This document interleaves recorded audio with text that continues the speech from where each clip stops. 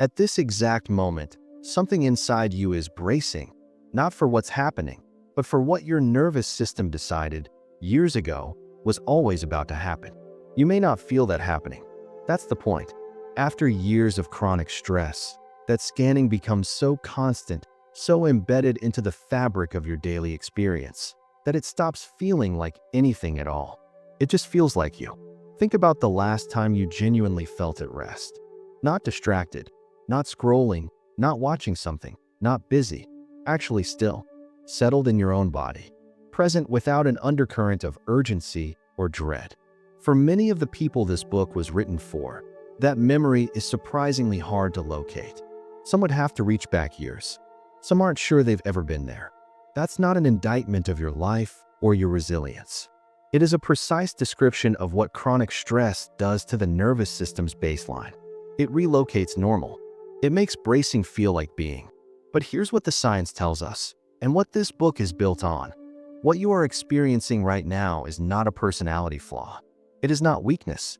It is not something you brought on yourself by being too sensitive or too ambitious or too something. It is a structural change.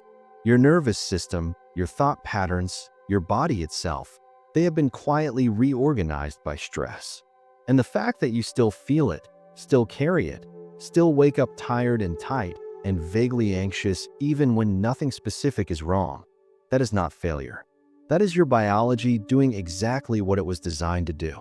The problem is, it never got the signal that the emergency was over. Most of what you've been told about stress management misses this entirely. Breathing exercises help, yes. Journaling is useful. Therapy, when you can access it, can be transformative.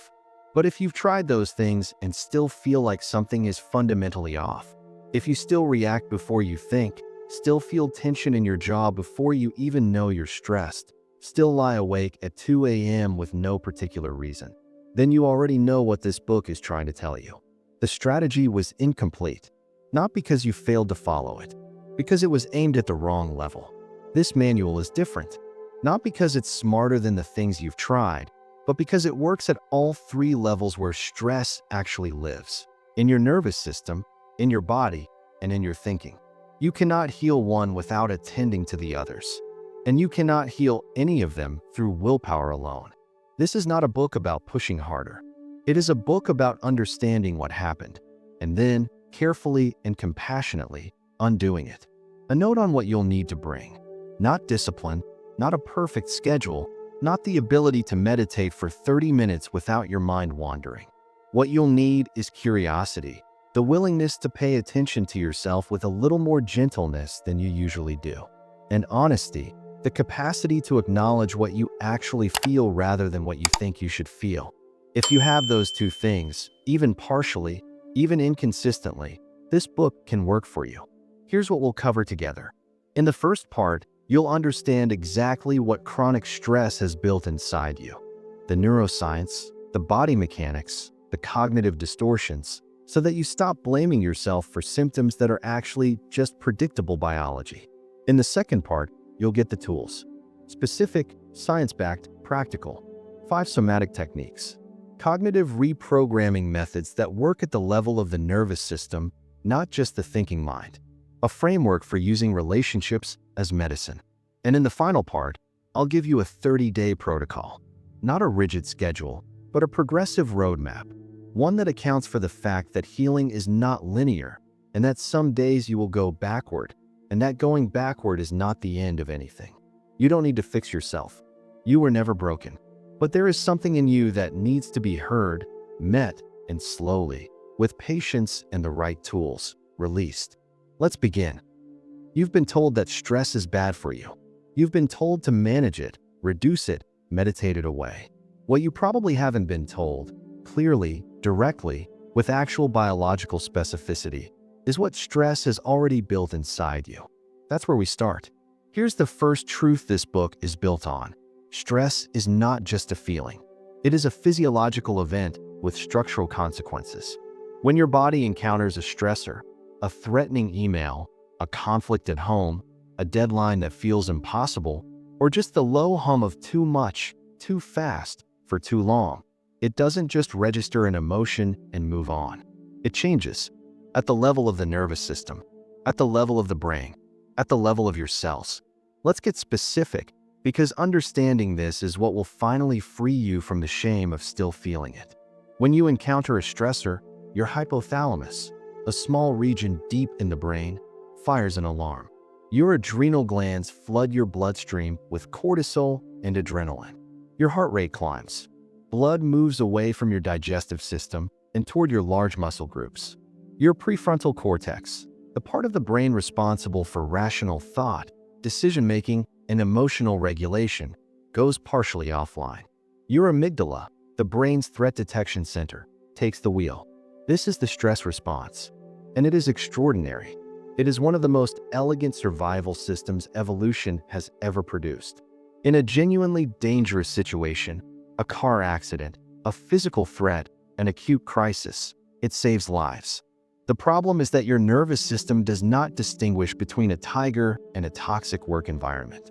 It does not distinguish between a one-time emergency and a grinding, relentless, years-long accumulation of too many demands and too little safety. To your body, stress is stress. Threat is threat. And so it keeps the alarm on. Here's what happens when that alarm stays on for months or years. First, cortisol, which is meant to be a short-term mobilizer, begins to cause damage when it's chronically elevated. It impairs memory consolidation. It suppresses immune function. It disrupts sleep architecture. It gradually shrinks the hippocampus, the brain region most involved in learning, memory, and putting emotional experiences in context. This is not metaphor. These are measurable, documented changes visible on brain scans. A 2012 study published in Biological Psychiatry found that people with high chronic stress had measurably smaller hippocampal volume than their low-stress peers, independent of age, depression history, or genetics. What that means in lived experience is this: you forget things you shouldn't forget. You have difficulty learning new information.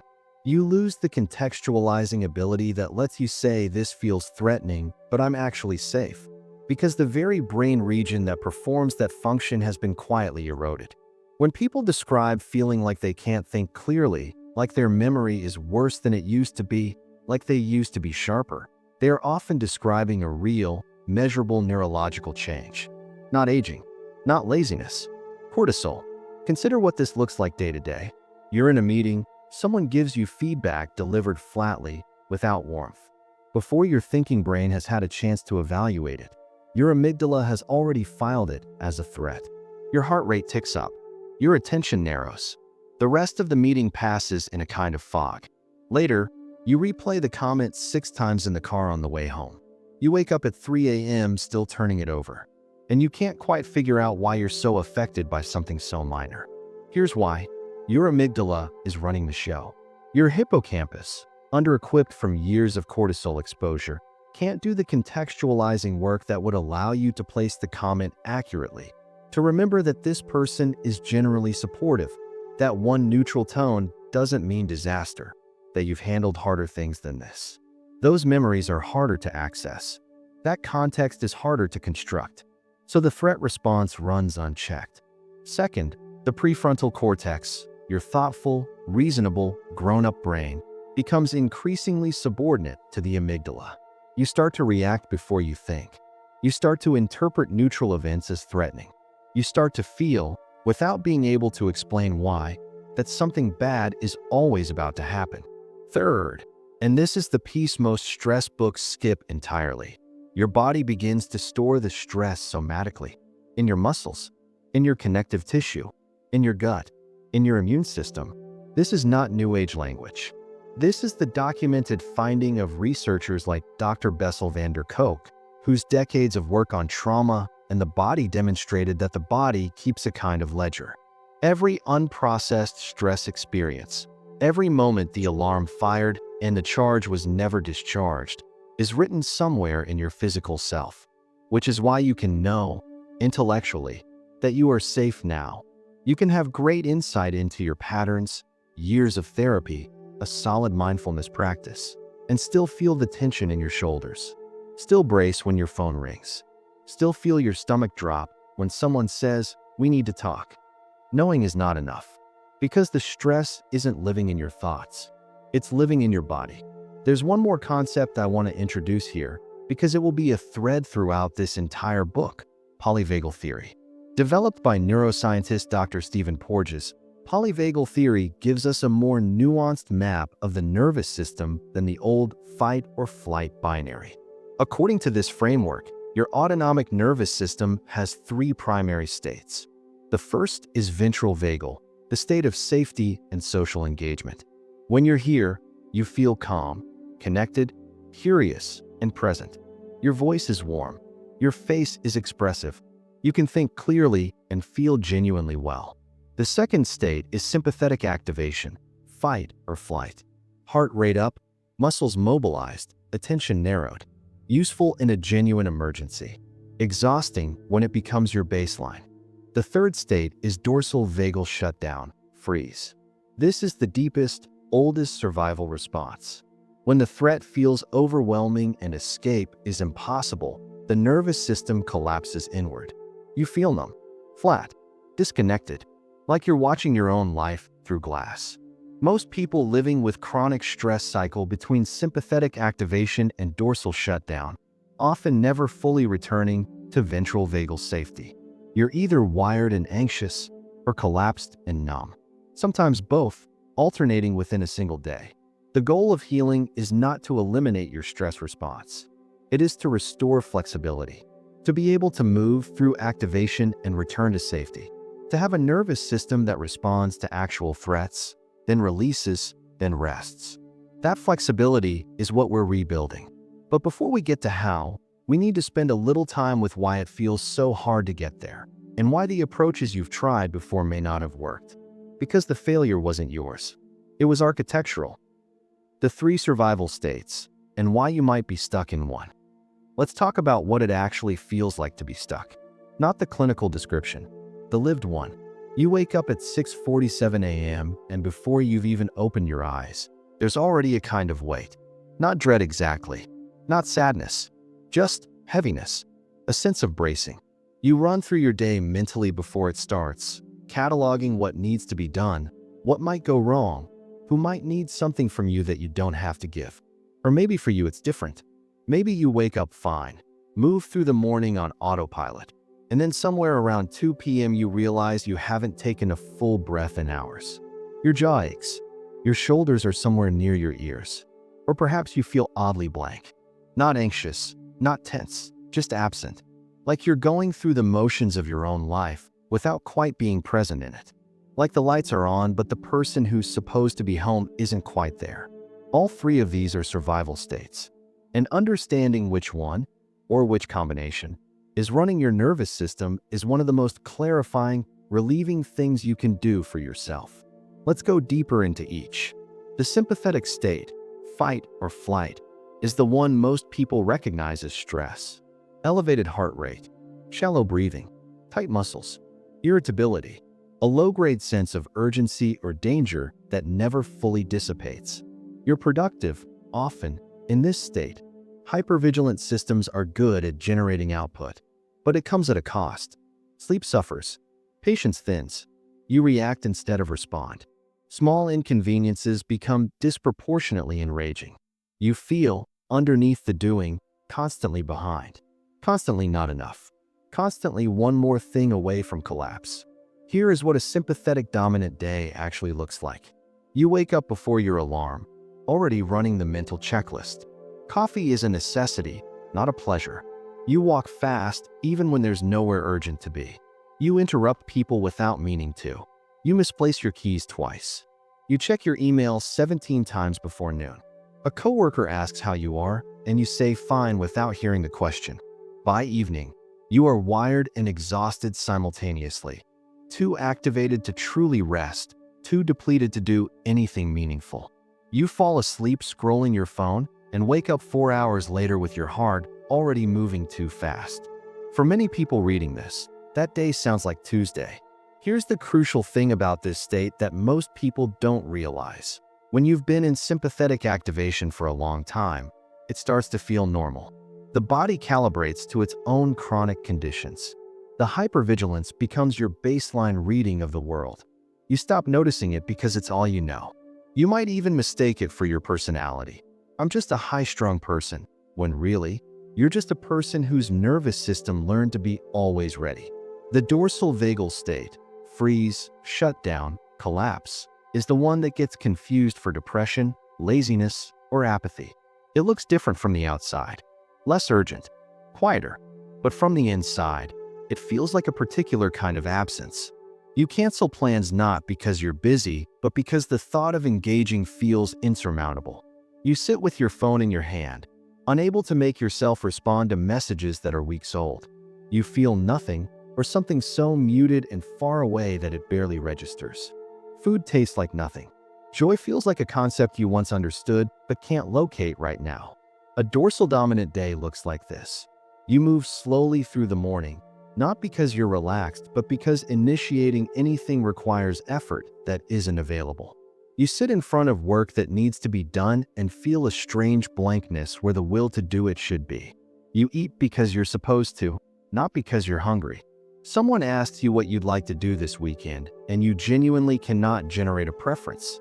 Not because nothing appeals to you, but because the part of the brain that generates preferences and anticipates pleasure seems to have gone quiet. Later, you'll feel vaguely ashamed of how little you accomplished. That shame will deposit another layer of activation onto the shutdown, making the next day slightly harder to start. Many people who live with chronic stress know both of these states intimately and cycle between them, sometimes within a single day. The frantic morning, the collapsed afternoon. The anxious week, the flatlined weekend. Neither is your true state. Both are your nervous system's best attempt to protect you in the absence of any safer option. This is the nervous system's deepest protection. It is ancient, evolutionarily older than the fight or flight response. In mammals, it's the equivalent of playing dead. When threat becomes too overwhelming, the system doesn't mobilize, it collapses. It shuts down metabolic output, goes still, disconnects from sensation. And in humans, it can be triggered not just by a single overwhelming event, but by the accumulated weight of too much for too long. By years of sympathetic overactivation with no real rest. By a body that finally, exhaustedly, puts the emergency brake on. The third state, ventral vagal safety, is what we're working toward. Not as a permanent destination.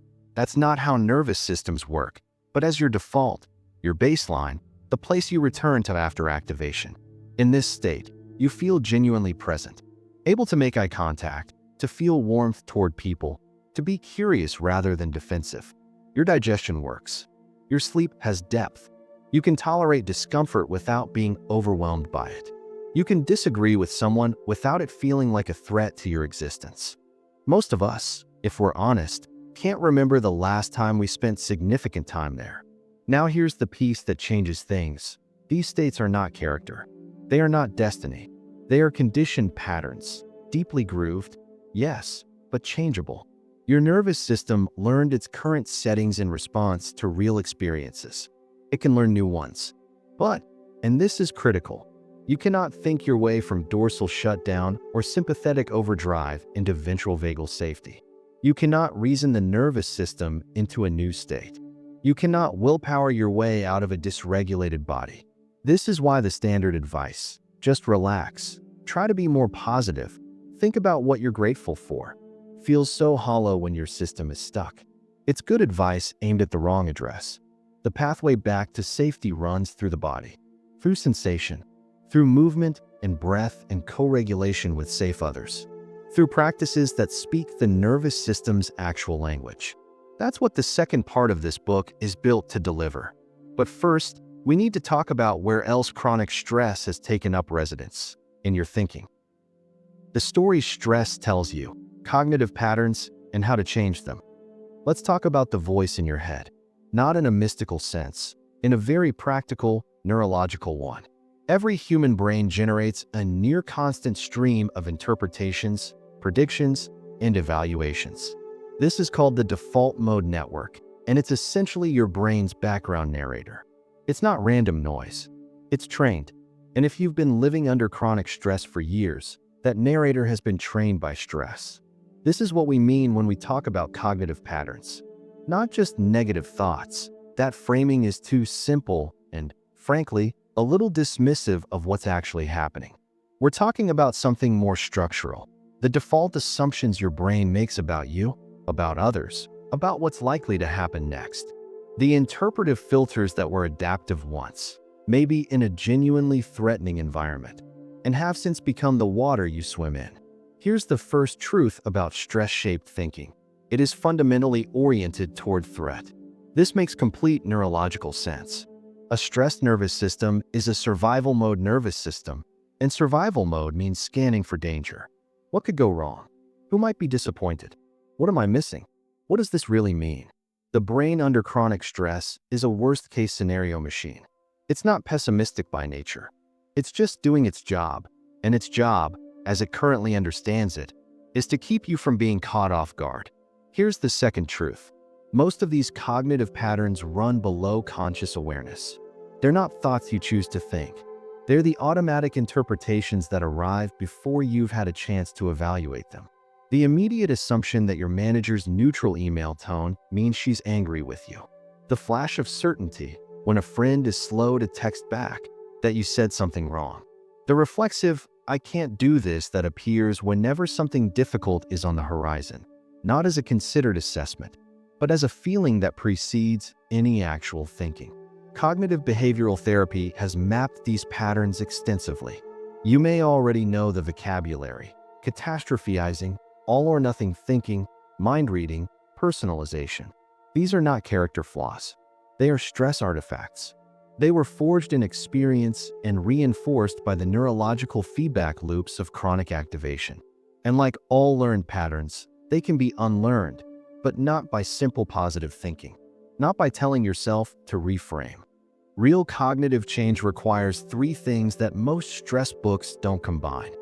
First, you have to slow the response down enough to see it. Second, you have to understand what the pattern was originally protecting you from, because it had a job, and dismissing it without acknowledging that job just creates internal conflict. Third, you have to build a new response, repeatedly and bodily, until it becomes as automatic as the old one. Let's work through the most common patterns. The first is hypervigilant scanning, the constant monitoring for signs of danger, disapproval, or failure. Picture this. You send a perfectly reasonable email to your manager, and within minutes your mind has already drafted 3 possible interpretations of why she hasn't responded. Maybe she's annoyed. Maybe you overstepped. Maybe something is wrong. The email was fine. The silence means nothing. But your nervous system filed it as evidence to be examined. If you grew up in an unpredictable or critical environment, or if you've worked in high-stakes conditions for a long time, this pattern is probably exhaustingly familiar. The technique that interrupts it is what cognitive scientists call the observer stance, a brief, deliberate step back from the content of the thought to the act of noticing that you're thinking it. Not, "This silence is threatening," but, "I notice I'm interpreting this silence as threatening." That one word, notice, creates just enough distance for the prefrontal cortex to come back online. The second pattern is the inner critic, which in stressed nervous systems tends to run loud and incessant. Think about what happens after you make a mistake at work or say something awkward in a social situation. The inner critic doesn't let it go. It replays. It elaborates. It extrapolates from this one incident to broader conclusions about your competence, your worth, your likability. Research by Dr. Kristen Neff has shown consistently that self-criticism activates the same threat detection systems as external threat. When you criticize yourself, when you cycle through "Why didn't I do better? What's wrong with me? I always do this," your amygdala responds as though you are in danger. You are, in effect, being your own source of chronic stress. This is why self-compassion is not soft. It is, measurably, a nervous system regulation strategy. Meeting your own mistakes with the same warmth you'd offer a good friend doesn't just feel better. It physiologically lowers the stress response. The third pattern is the future catastrophe loop, the mind's tendency, under stress, to project into an imagined worst-case future and then respond to that imagined future as though it were real. You get a slightly unusual notification from your bank, and within 30 seconds, you have mentally constructed a scenario involving debt, job loss, and an unspecified collapse of everything. The physiological response to vividly imagined threat is nearly identical to the response to actual threat. So when you lie awake constructing elaborate scenarios of what might go wrong, your body is responding to those scenarios as events. The heart rate goes up, the cortisol flows, the body braces for something that hasn't happened and may never happen. The intervention for this pattern is what I call temporal anchoring. A simple but powerful question: what is actually happening right now, in this moment, in this room? Not what might happen, not what happened before. What is the present tense reality, and is it actually dangerous? Most of the time, the honest answer is, right now, I am okay. That answer won't cure the anxiety, but repeated consistently, it begins to create a new neural groove. There's one more cognitive pattern worth naming here, because it's so common among the people this book is written for: the achievement validation trap. The belief, usually unexamined, that your value is contingent on your performance. That rest must be earned. That asking for help is a weakness. That feeling this bad for this long means you are somehow failing at being a person. This belief is not a character flaw either. It was almost certainly taught to you by culture, by family, by educational systems that rewarded output and punished stillness. And it is one of the most efficient stress maintenance systems in existence. Because if rest requires earning, you can never actually rest. There is always more to earn. The work of dismantling this belief is not done by affirmations. It's done by actions, small, consistent acts of unconditional care for yourself that gradually, at the level of felt experience, teach your nervous system that your worth is not at stake. You are allowed to be here, as you are, without having justified it. That work begins in the body, which is where we're going next. Your body kept the score, Somatic healing explained. There is a phrase that has entered the cultural conversation around trauma and stress, borrowed from the title of Dr. Van der Kolk's landmark book, The Body Keeps the Score. You've probably heard it. You may have said it yourself. But what does it actually mean mechanically? What is the body keeping exactly? And what does it look like to help it release? Let's get specific. When you experience a stressor, any stressor from the dramatic to the mundane, your body does not just generate a feeling. It generates a mobilization. Energy moves into your muscles. Your posture shifts. Your face changes. Your breathing pattern alters. Your gut tightens or loosens. This is the stress response expressed physically. And in a world with healthy stress cycles, what follows is discharge. The energy moves through and out. You shake it off, literally. You cry. You run. You have a big exhale. The body completes the response cycle and returns to baseline. But in chronic stress, those cycles don't complete. The stressor comes before the discharge is finished, or the environment doesn't permit discharge. You're in a meeting, you're at school, you're in a household where big feelings aren't safe. Or the accumulation is simply so relentless that there's no space between activations. And so the mobilized energy stays in the body, in the tension of muscles that never fully relax, in the breath that never quite reaches the bottom of the lungs, in the gut that's been in a low-grade clench for so long that it's forgotten what neutral feels like, in the spine that braces, in the jaw that grips, in the shoulders that have been living near the ears for so long you only notice them when someone else points it out. This is what somatic healing is addressing. Not the memory of stress, not the thought about stress, but the physical residue of it. The incomplete cycles, the stored charge. Here's why this matters practically. You cannot think that charge out of your body. Insight, by itself, does not move it. This is one of the most important and underappreciated truths in the entire psychology of stress recovery. You can understand completely and clearly that your childhood was difficult, that your nervous system was shaped by that difficulty, that your current patterns are logical responses to past experiences, and still feel it in your chest every morning. Because understanding happened in the cortex. The charge is in the brainstem, the body, the autonomic nervous system. It speaks a different language.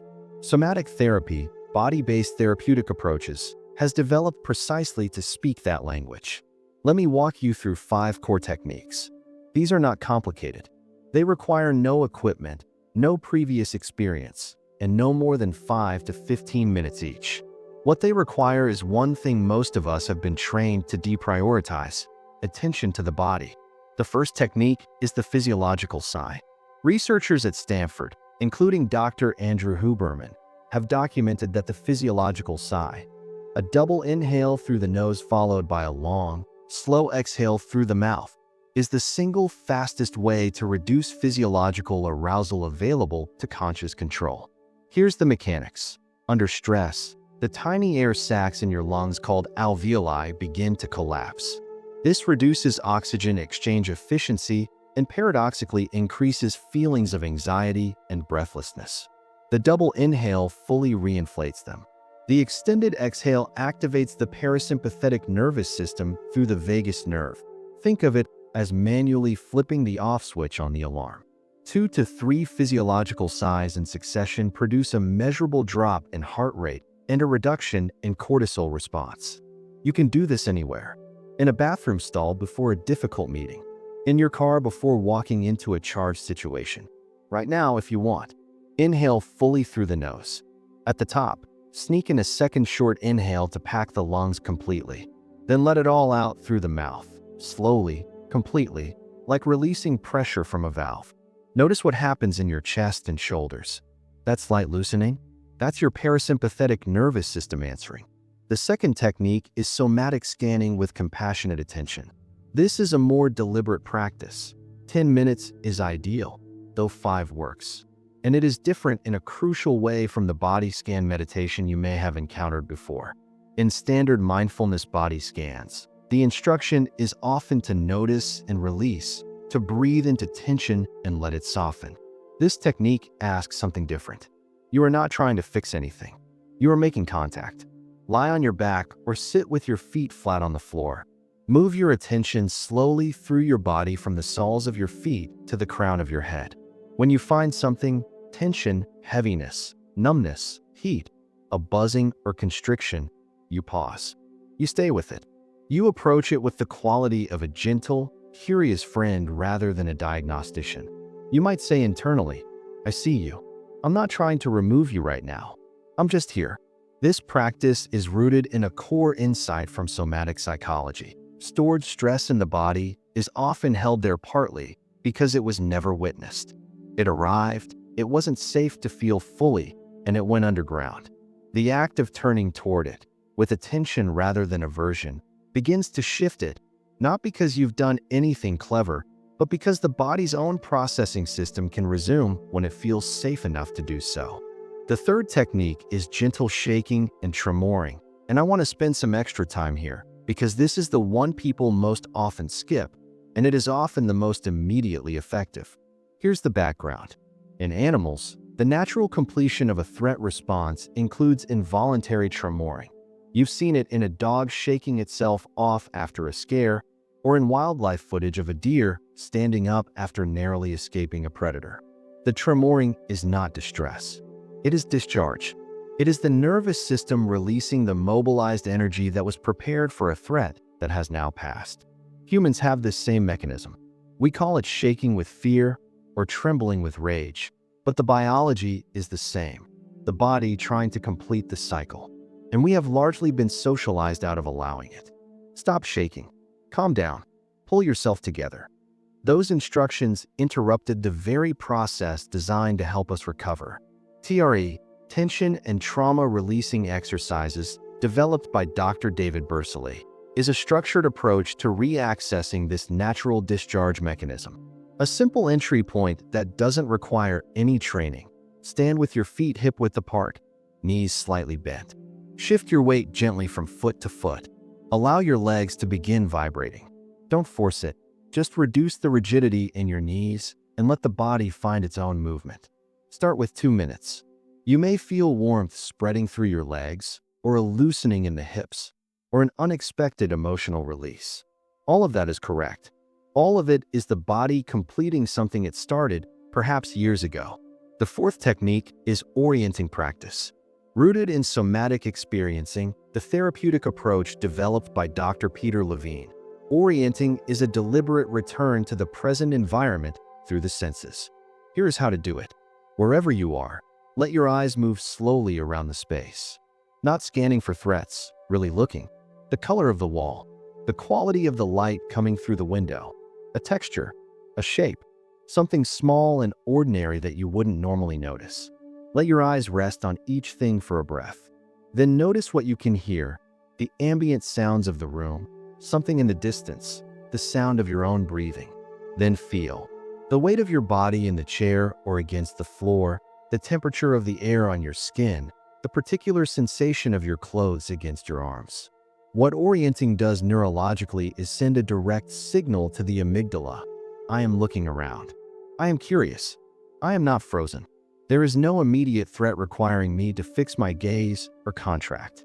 This signal activates the ventral vagal system, the safety state, more reliably than almost any other technique, because it uses the exact sensory channel the nervous system uses to assess safety in the first place.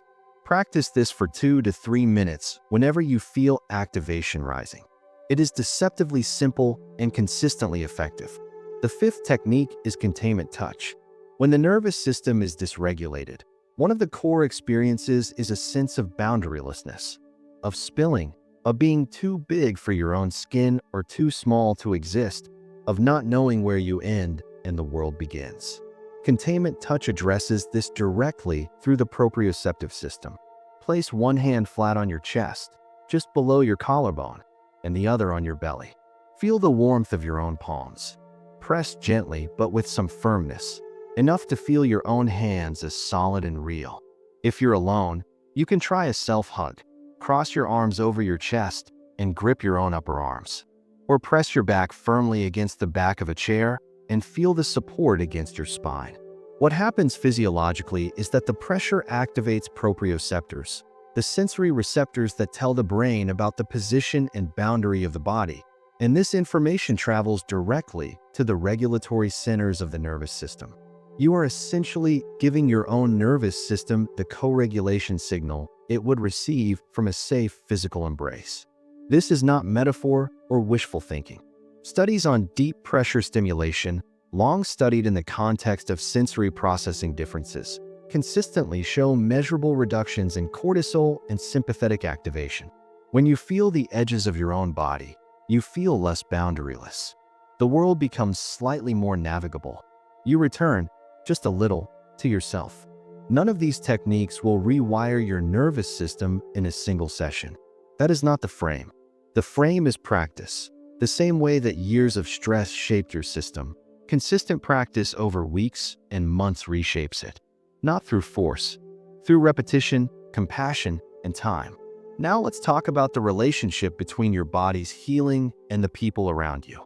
Because the nervous system, it turns out, was never meant to heal alone. Connection as medicine, the neuroscience of co-regulation. Here is something the wellness industry almost never tells you, because it doesn't fit the individualist narrative of self-improvement. You cannot fully heal a stressed nervous system in isolation. This isn't a moral statement.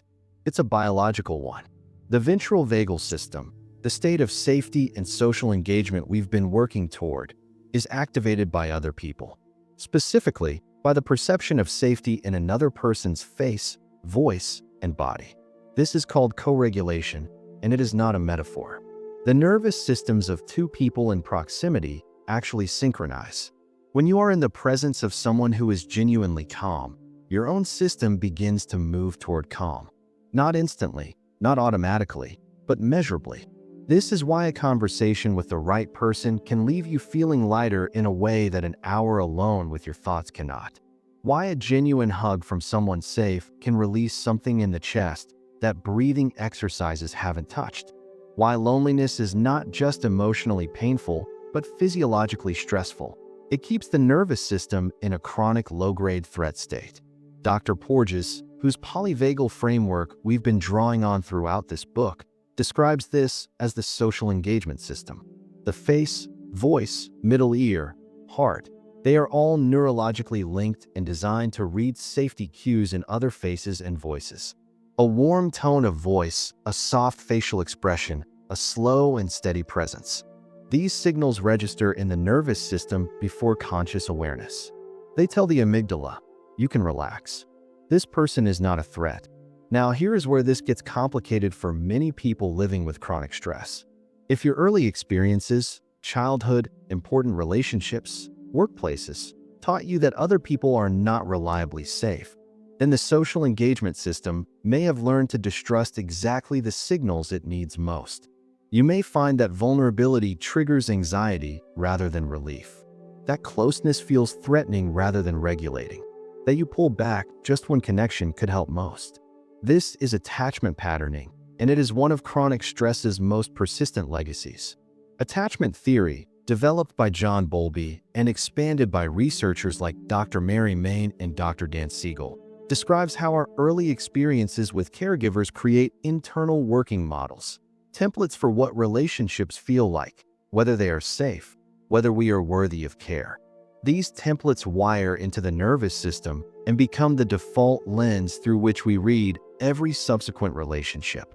Anxious attachment, the fear that closeness will be withdrawn, producing hypervigilance toward others' moods, overdependence on reassurance, and the exhausting work of monitoring the relationship for signs of threat. Avoidant attachment, the learned belief that need is dangerous, that depending on others leads to disappointment or shame, producing self-sufficiency as survival strategy and a deep loneliness underneath it.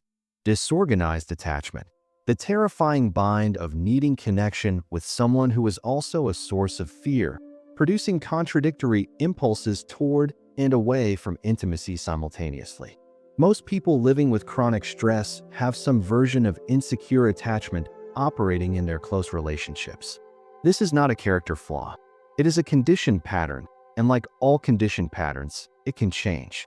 The pathway to earn secure attachment, what researchers call it when adults develop secure relational patterns regardless of their early experience, runs through what Dr. Dan Siegel calls coherent narrative. The capacity to make sense of your own story, not to have had a perfect past, but to be able to hold your history with perspective and self-compassion, to understand how your early experiences shaped you without being entirely defined by them. Practically, healing relational patterns means a few things. It means identifying the people in your life who are reliably safe, not perfect, but honest, consistent, and genuinely caring, and investing in those relationships with intentionality. It means practicing small acts of vulnerability, letting someone know you're struggling, asking for something you need, saying I miss you instead of waiting to be reached for. It also means developing a clearer map of who in your life is regulating versus who is dysregulating, and understanding that this distinction is not a moral judgment. Dysregulating people are not necessarily bad people. They may be people you love deeply. But if you reliably feel more anxious, more vigilant, more depleted after time with them, that is information your nervous system is giving you, and it deserves to be taken seriously. Here is a simple framework for making this assessment. After spending time with someone, in person, on the phone, even after a long text exchange, pause and notice. Not what you think about the interaction, what you feel in your body. Is your chest looser or tighter than before? Is your breathing fuller or more constricted? Do you feel more like yourself or slightly less? Do you want to move toward more of the world? Or do you want to close the curtains and not see anyone for the rest of the day? Your body knows before your mind does. And its answers are more honest than your stories about who people are or who they should be to you. Regulating relationships tend to share certain qualities. The person is consistent. You know roughly what you're going to get, which means your nervous system doesn't have to hypervigilantly monitor for sudden changes. They can tolerate your full range of emotion without withdrawing or overreacting. They don't require you to manage their feelings as a condition of closeness. And their physical and vocal presence, the actual sensory experience of being with them, tends to be settled rather than frenetic. Dysregulating relationships, by contrast, often involve some version of unpredictability, demand, or evaluation. The interaction leaves you feeling like you didn't quite pass a test you weren't told you were taking. or it floods your system with someone else's unprocessed anxiety until you can't locate your own, or it requires so much self-monitoring and self-editing that you leave feeling not connected but performed. What do you do with this information? You don't necessarily cut people out of your life, but you do become intentional. You reduce the frequency or duration of dysregulating interactions when you have that choice.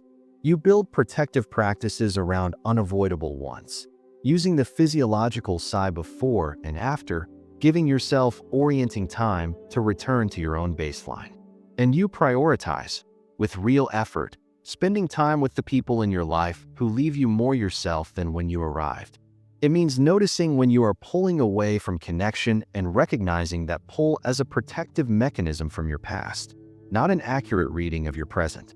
And it means, because this is real and true, that sometimes the first safe other is a therapist, a professional whose job is specifically to provide the consistent, attuned, boundaried presence that allows the nervous system to practice being met.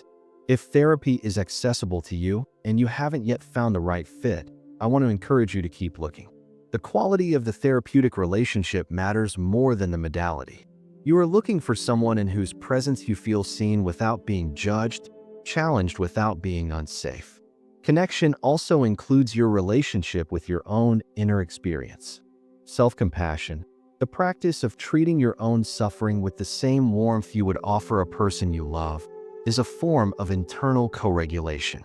Dr. Neff's research has shown that people who practice self-compassion have lower cortisol responses to failure, lower levels of inflammatory markers, and higher levels of heart rate variability, a key indicator of nervous system flexibility. You are, in the deepest sense, in relationship with yourself. And healing requires that relationship to shift from the critical, evaluating, never quite good enough stance that chronic stress so often installs, to something warmer, more patient, more willing to say, "Of course you feel this way. Look at everything you've been carrying. Let's put some of it down." Why previous approaches didn't work and what was missing. Before we get to the protocol, I want to address something directly. Let me tell you about someone I'll call Maya, not a real person, but a composite of the stories this book was written for. Maya is 37. She works in marketing, manages a team, has 2 kids under 10, and has been in therapy on and off for 5 years. She meditates most mornings, 10 minutes on an app, before the house wakes up. She reads the books. She knows about the nervous system and attachment theory and cognitive distortions. She can explain polyvagal theory at a dinner party. And yet, she still snaps at her kids in the evenings. Still lies awake catastrophizing at 2 a.m. Still feels a vague, persistent sense of something wrong that she can't name or locate. Her therapist is kind and insightful. The meditation helps, a little, for a while. But she can't shake the feeling that she is doing all the right things and still failing at the most important one, which is actually getting better. Maya's story is not a failure of effort or intelligence. It is a failure of sequencing and architecture. The tools she has are good tools, but they have been applied in isolation, out of order, and without the body-first foundation that would allow them to stick. Her meditation practice is calming the surface of a very agitated sea. Her therapy is building insight in a nervous system that is still too activated to integrate it. And the quiet shame of still not being better, after all this work, after all these years, is itself a source of chronic stress that none of her practices is directly addressing. If you've tried therapy, or mindfulness, or journaling, or any number of wellness practices, and you still feel this way, that is not evidence that you are beyond help. It is evidence that those approaches, however valuable in themselves, were missing something. And understanding what was missing is the key to making sure this time is different. The most common gap is sequencing. Most stress recovery approaches offer useful tools but don't tell you what order to use them in. And order matters enormously. When your nervous system is in a high state of sympathetic activation, talk therapy is limited in its effectiveness. This is not a criticism of therapy, it's neuroscience. The prefrontal cortex, which is required for the kind of reflective thinking therapy depends on, goes partially offline under high arousal. You can't do meaningful cognitive work in a survival state. This is why people often report feeling stuck in therapy even after years. Not because the therapist is wrong or the approach is wrong, but because the nervous system needed regulation first. The right sequence is body first, then mind. Calm the nervous system enough for the prefrontal cortex to come back online. Then do the cognitive work. Then address the relational patterns. This is not a linear march. You revisit each level repeatedly, but there is a direction. The second gap is the shame of not having healed already. This one is subtle but powerful. Many people who come to stress recovery books and programs are carrying a layer of quiet shame about the fact that they still feel bad. I've been in therapy for 3 years. I've done the work. I meditate every morning. And yet, still anxious, still tight, still bracing. The implicit conclusion, rarely voiced but deeply felt, is that something is specifically wrong with them. This conclusion is wrong. What it means is that the structural change hasn't happened yet, that the practices, however consistent, haven't yet reached the level of the nervous system where the stress is actually stored. That more isn't needed. Different is needed. The third gap is the absence of compassion as a biological mechanism. Most stress recovery programs treat self-compassion as something nice but optional, a soft addition to the real work. The science says otherwise. Studies on self-compassion, self-criticism, and physiological stress response show clearly that self-criticism maintains and amplifies the very response we're trying to downregulate. Every time you tell yourself you're failing, weak, behind, or broken, your amygdala fires. Your cortisol rises. The stress response is extended. Compassion is not sentiment. It is strategy. It is biology. Treating yourself gently is not self-indulgence. It is the most efficient path to the safety state your nervous system is trying to get to. The fourth gap is unrealistic expectations about linearity. Healing from chronic stress is not a straight line up. It oscillates. It plateaus. It sometimes looks like regression. The week after your best week, you might feel worse than you have in months. Not because you're failing, but because the nervous system, as it loosens old patterns, goes through periods of instability before it finds the new equilibrium. Most people interpret these regressions as failure and abandon the practice precisely when they need it most. If you've done this before, and most of us have, I want to name it clearly. That is not moral failure. That is a misunderstanding of the process. Resilience is not never falling backward. Resilience is the capacity to return. The final gap is treating stress recovery as a project to complete rather than a practice to sustain. You will not complete healing. There is no finish line at which stress is no longer a factor in your life. What changes is your relationship to it. How quickly you recognize activation, how efficiently you discharge it, how readily you return to safety. The goal is a nervous system that is more flexible, more resilient, more at home in the present moment. Not a nervous system that never gets stressed again. With all of this in mind, let's look at what a comprehensive, well-sequenced, compassionate approach to stress recovery actually looks like in practice. The 30-day self-healer protocol, your roadmap to genuine recovery. 30 days is not enough to fully heal a nervous system that has been under chronic stress for years. I want to say that clearly at the outset, because I don't want to sell you a timeline that will become another source of self-criticism when it doesn't pan out perfectly. What 30 days is enough for: beginning to feel different, creating new neural grooves, learning the practices well enough that they start to become automatic, building the habit of paying attention to your own inner state, which is, itself, one of the most significant changes you can make. The protocol is organized into 4 weeks, each with a specific focus. Within each week, the daily investment is between 5 and 15 minutes, structured to be doable in a real life, not a retreat. There is no perfect execution of this protocol. There is only showing up as often as you can, with as much gentleness as you can bring. Week 1 is called Foundation.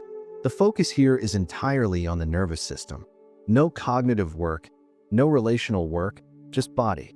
The reason for this sequencing is deliberate.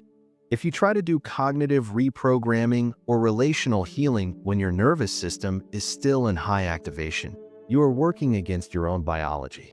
The body must feel safe before the mind can change. Week 1 is about creating the conditions for everything else. Every day this week, you will do 2 things. First, a single round of physiological sighing at the moment you wake up before you look at your phone. 3 double inhale, long exhale cycles. That's it. 30 seconds.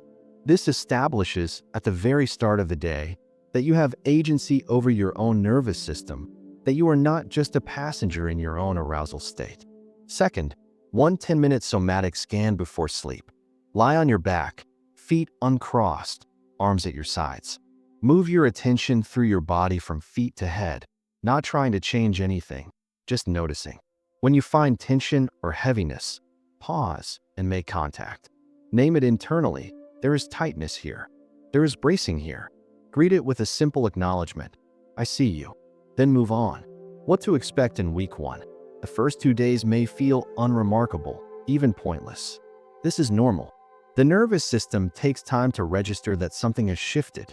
By days 4 and 5, many people begin noticing that they are slightly more aware of their body throughout the day, noticing the jaw clench, the held breath, the bracing posture as it happens rather than hours later. That awareness is the foundation. It is not glamorous. It is everything. One common obstacle in week 1, the urge to add more. You will read about the other techniques and want to start all of them immediately. Please don't. The sequencing matters. The nervous system responds to gradual, consistent input. Flooding it with new practices creates the same kind of overwhelm that got you here. 2 practices every day for 7 days. That is the whole job. Week 2 is called discharge. Building on the foundation of week 1, you add movement. The practices from week 1 continue, morning sighs and evening scan, and you add 2 new elements. 3 times this week, on days of your choosing, do 5 minutes of gentle shaking. Stand with your feet hip-width apart, knees soft. Let the legs begin to vibrate. If tremoring feels too unfamiliar, substitute a 5-minute walk in which you swing your arms deliberately and feel each footstep make full contact with the ground. The intention is discharge, releasing mobilized charge from the body, not exercise. Move slowly enough to stay with the sensations. You also add the orienting practice this week, once per day, for 2 to 3 minutes. It takes almost no time. Wherever you are, at your desk, in the kitchen, waiting for something, let your eyes move slowly around the space. Really look. Name 5 things you see. Notice 2 distinct sounds. Feel your feet on the floor or your back against a chair. Breathe. This is not mindfulness as performance. This is a direct communication to your nervous system. I am here. The environment is safe. I can look around without fear. What to expect in week 2. Some people experience unexpected emotional releases during the shaking practice. Tears, laughter, a sudden wash of grief or relief. This is not a side effect. It is the point. Allow it. If it feels overwhelming, slow down, but don't stop. Reduce intensity rather than abandoning the practice.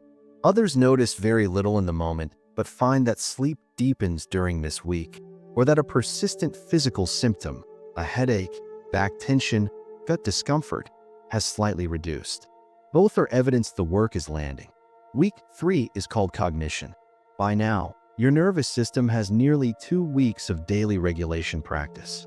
The prefrontal cortex has more access than it did when you started. The activation level has, for most people, reduced enough to make cognitive work genuinely possible rather than effortful. This is why cognitive work comes third, not because it's less important, but because it works better when the body is more regulated. This week, you keep a small thought log, 5 minutes each evening, not a journal in the full reflective sense, just a brief capture. Write down 1 moment from the day when you noticed an automatic negative interpretation arriving. Just 1 moment per day. Record 3 things: the situation, the thought that appeared automatically, and what you felt in your body when it arrived. Then ask 1 question. Was this thought an accurate reading of what was actually happening? Or was it your past speaking into your present? You are not trying to fix the thought or replace it with something positive. You are training the observer stance, the capacity to see your own patterns from a slight distance. That distance, built through repeated practice, is what allows the prefrontal cortex to participate in evaluating the thought rather than simply being swept along by it. You also begin this week a 2-minute self-compassion practice, once per day. Place one hand on your heart. Feel the warmth and the slight weight of your own palm. Say internally, with as much genuine intention as you can access, "This is hard. I am doing my best. I deserve care." If it feels mechanical, that's fine. Do it mechanically. Repetition precedes genuine feeling in the building of new neural pathways. The feeling will come. What to expect in week 3? This is often the week when people hit the first significant wall. The novelty has worn off. The initial relief of the first 2 weeks has plateaued, and the cognitive work can feel uncomfortable. Seeing your own patterns clearly is not always pleasant. This is normal. This is the work. The most important thing you can do in this week is not optimize your practice. It is simply continue. Week 4 is called integration. All previous practices continue. You are now building something that looks like a daily routine, and this week is about weaving the pieces into a coherent whole rather than adding new elements. The new addition this week is relational. Look at your close relationships through a curious lens. Who in your life, when you spend time with them, leaves you feeling more settled than you arrived? This does not have to be someone who listens to your problems. It might be someone whose presence is simply quiet, warm, and uncomplicated. Prioritize one interaction this week with that person, with the conscious intention of being regulated by their presence rather than trying to accomplish anything specific. You also identify, from your week 3 thought log, one pattern that has shown up more than once. One recurring automatic interpretation that you want to work with more deliberately. Each morning this week, before you check your phone, spend 3 minutes with this. Name the pattern, trace it back to where it likely came from, and offer it one sentence of genuine understanding. Not dismissal, not correction, but acknowledgement. Something like, "I understand why you're here. You were trying to keep me safe. You don't need to work as hard anymore." Week 4 also includes building what I call your regression plan, because regression will happen, and the time to prepare for it is before it arrives. Identify the 3 practices from this entire protocol that felt most natural, most doable, most reliably helpful. Write them down. On the hard days, the days when nothing works and everything feels exactly as bad as it ever did, those 3 practices are your only job, not the full protocol. Not all 4 weeks of work. Just one of those 3, done once, with whatever quality you can manage. That is enough. After week 4, the protocol doesn't end. It becomes a practice. You will find that some elements have become automatic. You reach for the physiological sigh without thinking. You orient yourself in a new space instinctively. Others will drop away and need to be consciously returned to. That's not failure. That's the nonlinear reality of building a new nervous system baseline. Let me close this chapter with something that isn't a technique. At some point in this process, often in week 2 or 3, but sometimes earlier, sometimes later, something may shift. Not dramatically, not like a movie moment. More like this: you will be driving or washing dishes or sitting still somewhere, and you will notice, with faint surprise, that you are not bracing. That the background hum has lowered, that you are, for a moment, just here, not waiting for the next thing, not managing something, just present. Hold that moment gently. Don't analyze it. Don't immediately think about how to replicate it. Just let it register. This is what it feels like. This is what we're working toward. The body remembers safety. It is still in there, underneath all the noise.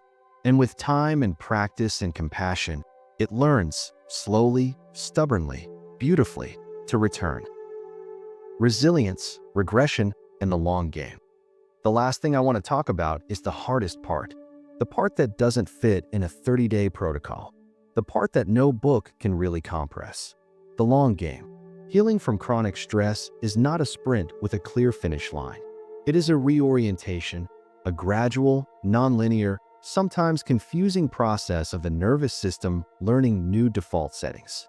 It involves good stretches and bad ones. It involves weeks of progress followed by what feel like returns to ground zero. It involves practicing compassion for yourself precisely when self-compassion is hardest to access. I want to talk about regression because how you interpret regression will determine whether you sustain this work or abandon it. Regression is biological. When a nervous system is loosening old patterns and integrating new ones, it goes through periods of instability. Old responses resurface, sometimes with new intensity, as though the nervous system is testing whether the new settings are really safe. Trauma researchers call this window of tolerance work, the process of titrating between activation and regulation, gradually expanding the range of experience the nervous system can move through without going into survival mode. What this looks like in practice: you have a good week. You feel calmer than you have in years. You sleep. You're present with the people you love. And then something, a difficult conversation, a work deadline, an unexpected stressor, tips you back into the old state. Hard and fast, like none of the progress happened. This is not evidence that you're unfixable. It is evidence that the nervous system is still learning. The old pattern is deeply grooved. The new one is being built. For a while, under sufficient stress, the old groove will win. What changes over time is the ratio: how quickly you recognize what's happening, how readily you can access the regulation tools, how fast you return to baseline after activation. Resilience is not the absence of falling backward. It is the velocity of return. Here is what actually builds resilience, based on the converging evidence from neuroscience, clinical psychology, and longitudinal research. Consistent practice, not perfect practice. The nervous system responds to repetition.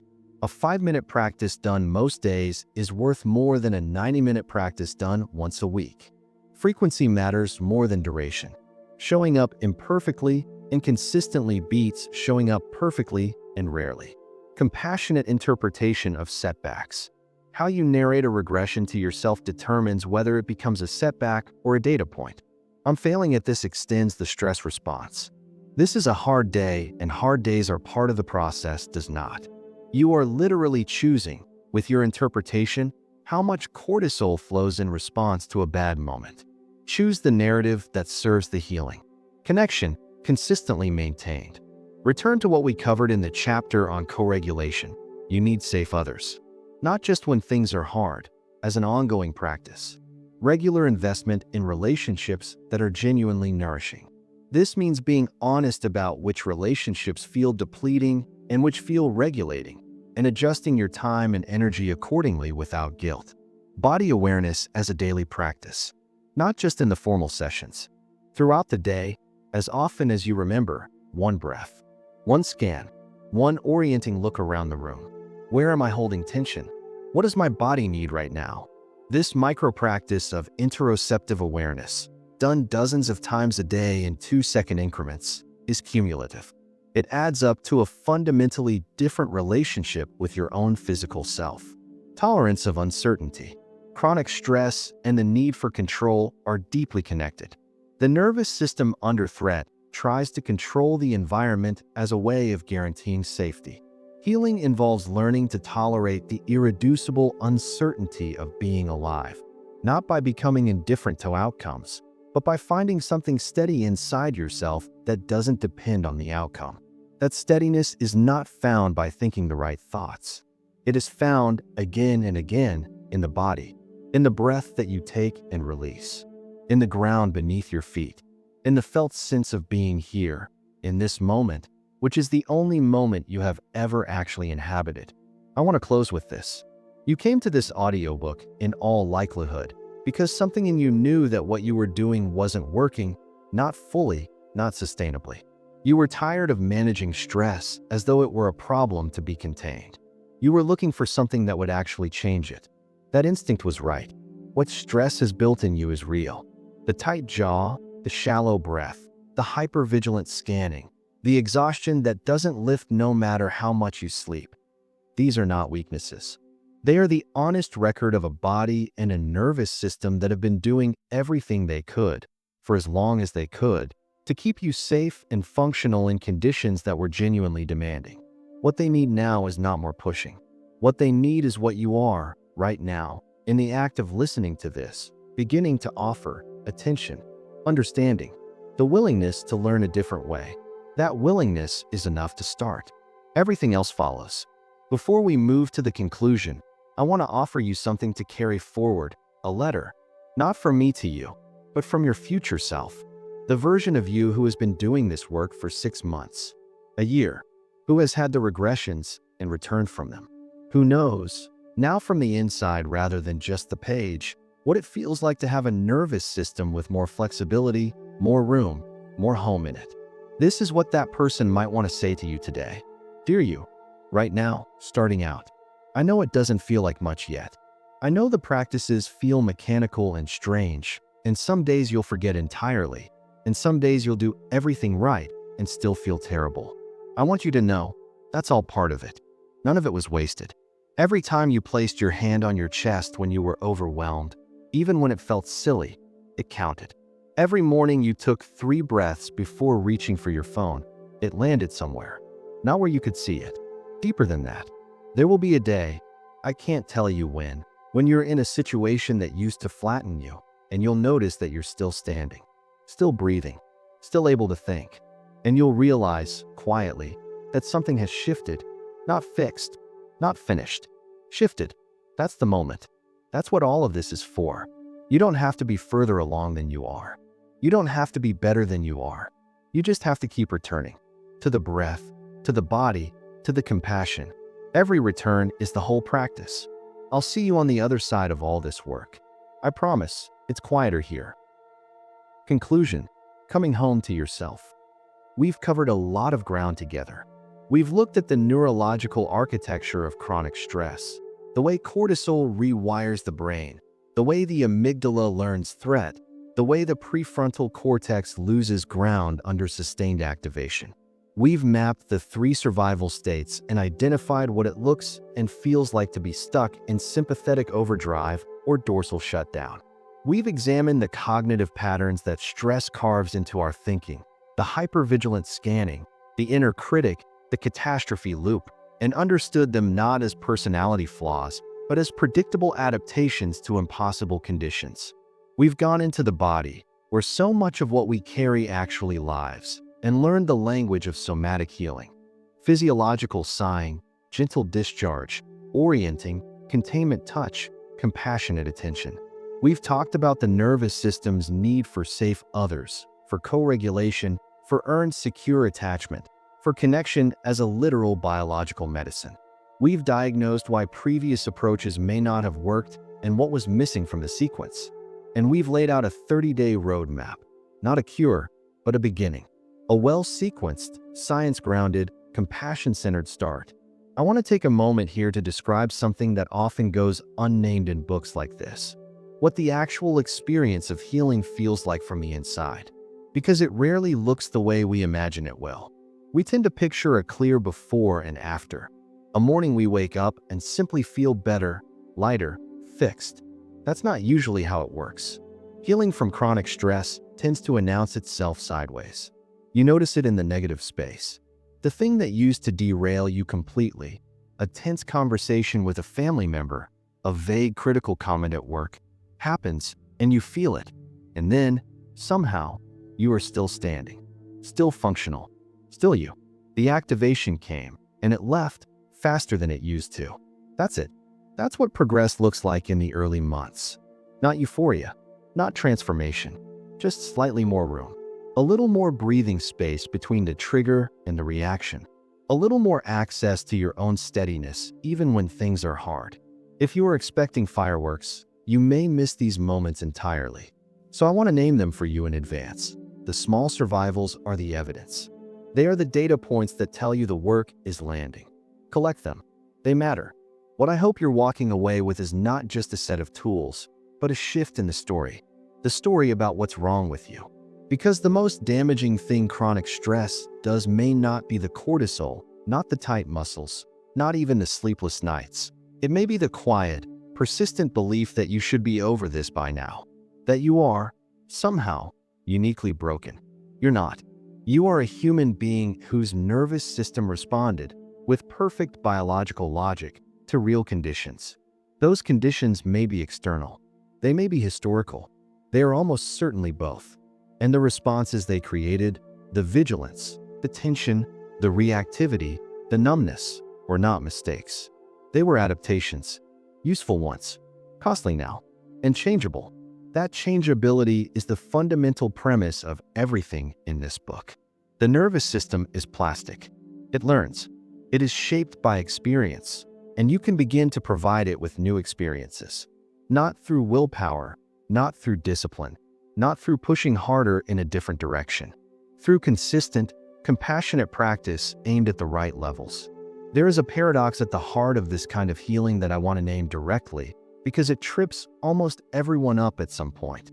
The paradox is this: the harder you try to heal, in the conventional, effortful sense of the word, the more you activate the very system you are trying to calm. Urgency is a sympathetic nervous system signature. The grinding determination to fix yourself, the white-knuckling through the practices, the frustrated self-monitoring, the relentless tracking of whether you are getting better fast enough, is itself a form of stress. The nervous system does not distinguish between the pressure of a deadline and the pressure of trying desperately to be well. Both register as demand. Both raise cortisol. Both keep the alarm on. This is not an argument for passivity. The practices in this book require real effort and real consistency. But the quality of that effort matters enormously. The frame that actually works is not discipline, it is devotion. Not the grim, teeth-clenched commitment to fix a broken machine, but the patient, warm, slightly curious tending that you might offer a garden, or a convalescent friend, or a young child learning something genuinely difficult. You show up. You are gentle. You notice what's happening without immediately trying to change it. You trust that the conditions for growth are being created even when you can't see the growth yet. That is the posture that heals. Not harder, softer, and more consistent. Here is what I ask of you as you finish listening. Don't try to do everything at once. Pick one practice from this book, just one, and do it today. Not perfectly, not for a long time, just once with genuine attention. The physiological sigh, the orienting look around the room. One hand on your heart, one breath, a silent acknowledgement. I deserve care. That is not nothing. That is the beginning. The rest follows from showing up. Again and again and again, not perfectly, but persistently. Not without setbacks, but with the resilience to return after them. Your nervous system has been waiting for this. Your body has been waiting to be heard. And somewhere underneath all the accumulated stress and bracing and noise, beneath the tight jaw and the shallow breath and the constant low hum of not quite okay, there is a version of you that is spacious and present and genuinely at home. You are already that person. You are learning to return to them. That journey has already begun. And now, because you've listened to this entire book, because you've given yourself that, I want to say something directly. That was an act of self-care, not a small one. In a world that rewards constant output and treats stillness as laziness, choosing to spend time understanding your own inner life is a quiet act of courage. Don't underestimate it. Don't let your inner critic reframe it as just listening to something. You showed up for yourself today. Whatever comes next, that matters. I also want to acknowledge something that often doesn't get said clearly enough in books about healing. The culture that shaped you is still out there. The same environment that helped create the chronic stress you've been carrying. The relentless pace, the pressure to perform, the message that rest is weakness and busyness is virtue. That environment hasn't changed because you've listened to this audiobook. You will walk back into it, and some days it will pull hard, and you will feel the old patterns rising, and you will wonder if any of this was real or lasting. On those days, I want you to remember one thing. You now know what's happening. You have a map. You understand, at a level you didn't before, what your body is doing and why. That knowledge changes your relationship to the experience even when it doesn't immediately change the experience itself. Knowing that you are in sympathetic activation is not the same as being in sympathetic activation without knowing it. The observer is already a step towards safety. The map is already the beginning of the way home. Go gently, go consistently, and come back, whenever you need to any part of this that speaks to what you're carrying right now. Healing is not a one-time listen. It is a conversation you keep having with yourself, And this book will meet you differently each time you return to it, because you will be different each time you do. Take care of yourself. You are worth the effort.